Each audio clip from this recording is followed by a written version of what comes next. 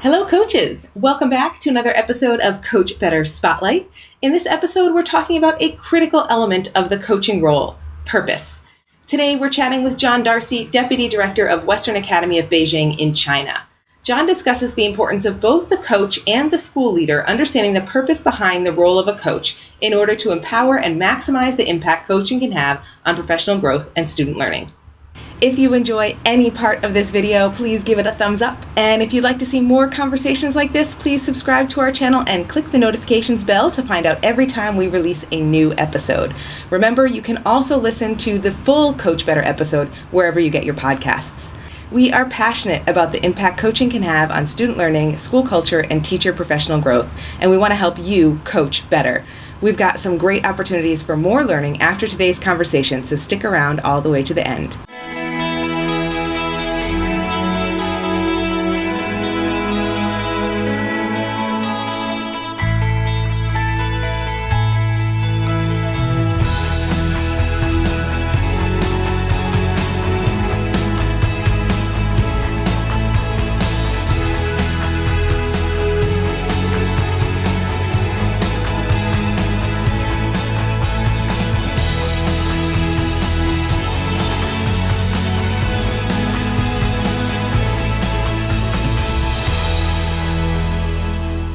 Welcome back to another episode of Coach Better.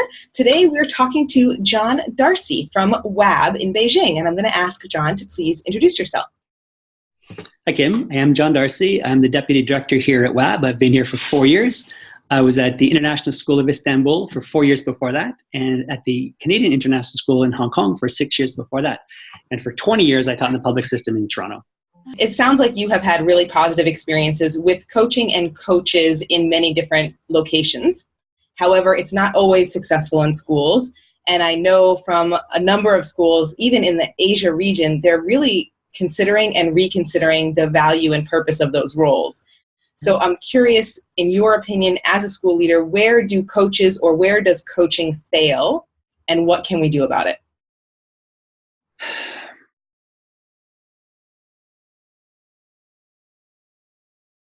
Purpose, I think, is important. I think if school leaders are going to create that role, they really need to understand what they want from that role so they can communicate that to a coach. Once that role is created, it needs to be properly empowered so that people aren't just going out and just on the strength of their will trying to change the world. Because often I think that, in days gone by where schools were rolling out technology and they would have the technology coach kind of be responsible for the successful integration of technology across the school. It's a big ask if you have teachers who aren't familiar with technology or just don't understand how it can enhance learning in their school. It's a problem to be really clear on it. I think the next piece is, when does technology really become transformative? So a lot of our schools have had technology now for 10 years, and it adds value to the learning experience, but how much is it really improving learning in most places? I think the research would suggest pretty insignificantly, until you can get to that transformative piece where who's owning the learning is begins to become more gray between the student and the teacher owning that experience. So I think that for coaches, if we're talking about technology, for coaches to be successful, they need to also understand what are those tipping points, what needs to be in place in a school in order for themselves to be successful. And it's not simply because they have the title of technology coach or technology integrator, because they won't be, right? There needs to be other features in place at a school for them to achieve that transformative piece. It's not just, kids sharing documents in Google, it's more than that. Potentially it's more than that. So there needs to be clear purpose on the side of in terms of the job description. There needs to be proper empowerment from the school for that person to do their job. There needs to be enough time for teachers to work with the coach in meaningful ways, to plan lessons, to plan curriculum, to do the kinds of work that coaches need to do. It can't just be done at lunchtime, so time needs to be created. But I think also the coach needs to understand what if they're going to affect change, because that's what coaches are meant to do, right? It's a change agent role. It's not about status quo. So if they're going to affect change, what does that look like for people? How does change management work? How do you get someone to really celebrate where they currently are and then want to grow and do things in different ways? It's the job of a teacher. but adults are different kinds of learners. And sometimes we as adults become exquisitely capable of not learning new things. As research would show that, we get to a level where we are successful in that space, and if that space doesn't change, we don't need to change because we're successful. And so the coach needs to understand the whole piece about the psychology of change and the psychology of growth and how adults work. And I think to be a successful coach, that's probably, to be a successful coach, it's probably more important that you know the developmental psychology and human dynamics than any given tool or, yeah. Yeah, I totally agree. And I think it's really fascinating to talk to other people that understand the coaching role so deeply, because I think so many times, we talked a little bit about recruitment earlier. So many times we get caught up in just hiring the people who know how to use the tool. And actually, of course, you want them to at least feel comfortable that they can learn with technology, because obviously that's important. But really, the tool has nothing to do with it. It's all about personality and the understanding of other people's personalities and how to work within that framework and that structure and get people just the way you described, celebrate where they are and want to grow even further. That's, I don't know, you read job descriptions and it never says stuff like that. It always is about, knows how to use this tool or can facilitate this PD. And those are important things, but the crux of the position is exactly what you're talking about. Yeah. And I think too that a technology coach or learning coaches, they need to understand learning. They need to understand developmental psychology too of children. What's happening in educational neurobiology. All that whole side of how that's driving school change is significantly impacted by how much more we know about how people learn today than we used to. So your coach, I would hire a coach. I would only hire a coach now who understood how people learned. Not that it's a black and white area of understanding, but that they're in that space of trying to figure out how people really learn. Short-term memory, long-term memory, how do you acquire knowledge? How do you retain knowledge? How do you retrieve knowledge? All of that stuff. I think coaches need to become experts in that. I think all teachers need to become experts in that. And I think over the time, the next 5-10 years, teachers will become experts in learning. But if coaches are going to be meaningful and relevant in their jobs, they need to be leading that space. And I've had some interesting conversations with a bunch of different people recently about how coaching is personalizing learning for each adult that you're working with. And I had a couple conversations with a couple different people recently where they were like, I never realized how much work it is to personalize the learning for all the people I'm coaching. And I'm like, yeah, it's not an easy job. It's not. And I think go ahead. I think that's the same thing with classroom teachers. I think that it's not an easy job to personalize it for all kids. And that's the journey that WAB is on right now, is to change those massive institutional systems and structures that really don't allow teachers to personalize learning within their classroom. WAB teachers I would argue, some of the best in the world. And I think they are masters of that space. But we need to empower them with better spaces so they can even do better than they currently can in those within the limitations of our current spaces. Yeah.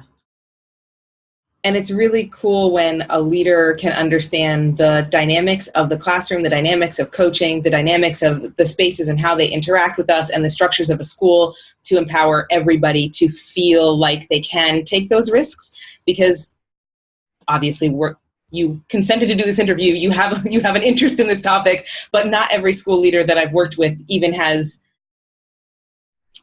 a significant grasp of any of this stuff that we're talking about. So I think maybe not any of it, but certainly the coaching part of it. And I think that's a really important piece that makes teachers feel empowered to take risks, because they know that it's not a superficial judgment of whether or not that was successful. It's a deep look at, okay, I tried something, this is where I had an opportunity to, maybe make a change. I'm going to move forward in that area, as opposed to, oh, it failed, never do it again kind of perspective. Right. I'll hide that. We won't exactly. even talk about that. Yeah. The teachers should feel that they have a partner to travel those really scary spaces. They should never have to do it alone. Yeah. They should have a team that they can go with. It's such an intense job. I know this is not really what we're supposed to be talking about, but it's such an intense job being someone who cares for so many young people at a time. It's so much vulnerability when you step outside of your comfort zone and you try something that you never did before. And I wish that all schools could value the coaching and the empowerment the way that you're describing, because I think teachers do need that. And when they have it, I think they really relish it. And when I talk to teachers about what coaches do for them and they talk about that kind of partner in learning with them, it's like a wonderful feeling to hear teachers talk about their work with coaches the way that I think coaching should be. So some people are so lucky, basically, long story short. Yeah. There's a gentleman named Steve Barkley who does a lot of coaching, mentoring, modeling, and he's a consultant out of the States. And he said something when he worked with us in Istanbul, that even the most successful teachers need even more coaches. And this is what he said. He said, as you're learning how to be a teacher, you're doing some of those fundamentals, and a good coach, you need one who can kind of give you be a generalist. But as you become an expert teacher and you develop your skills, then you need a coach who can really help you with assessment, or like a real expert on assessment. Another coach that might help you on classroom design, or another coach about curriculum writing. So that idea of relying on our peers is really important, because the better you get, the more coaching you need, not the less. Yeah. And that is such a different framework than I think many teachers have of coaching right now. And I don't know where it came from or why it is this way, but I think there's a general perception, not in every school, but there's a general perception that if you need coaching, it's because it's from a deficit of some kind. And I think that is, most coaches that I talk to think they don't want teachers to think that, that's not what we want. It's not a deficit model. Right. One of the things that we're speaking about here, again, in terms of the future of learning at WAB, is that there's learning support, but we genuinely believe that every single child deserves learning support. It's not about needing; they deserve learning support, and every single child will become a better learner with the kinds of support that you might provide only for certain kinds of learners. So if you believe that everyone deserves learning support, then every teacher needs learning support, developmental support. Every administrator needs support. No one should do their work in isolation or thinking that they are solely responsible for their personal development, because we can't be. We have to rely on the strength of our professional learning communities. And it just comes back to the whole vision of the school and the structure of the school and the philosophy behind why you're doing what you're doing. It's so clear that all of that is connected when I talk to people like you who believe it to the core, and then you work in an institution that also believes it to the core. Like, you can just see how everything's just interwoven together. Yeah. Yeah. Right. When we were in Istanbul and we were thinking we would go to South America because we had never worked there. When WAB became available, I just knew that this was a place I wanted to work, and it's proven. So this is my 4th year here, and I love the fact that I'm at WAB. Oh, I'm so glad to hear that. I remember when we talked, I think the last time we talked like this, you were actually in Istanbul, and we were talking about learning spaces, and I forget what you called it, but it was seniors, IB students having like release time to go and study individually with their instructors, as opposed to having to sit in kind of lecture classes. But I remember when you came to WAB thinking, oh, that is going to be like peanut butter and jelly. Perfect fit. If you've enjoyed any part of this video, please give it a thumbs up. If you want to see more great conversations about coaching with inspiring educators from around the world, subscribe to our YouTube channel and click the notifications bell to find out every time we release a new episode. To hear the full-length conversation, subscribe to the Coach Better podcast wherever you get your podcasts. And if you're looking for even more resources to help you coach better, head over to edurolearning.com/coachbetter to explore over 20 online courses designed by coaches for coaches. Catch us on Twitter, Instagram, and Facebook at Eduro Learning to connect with us. See you next week on Coach Better Spotlight.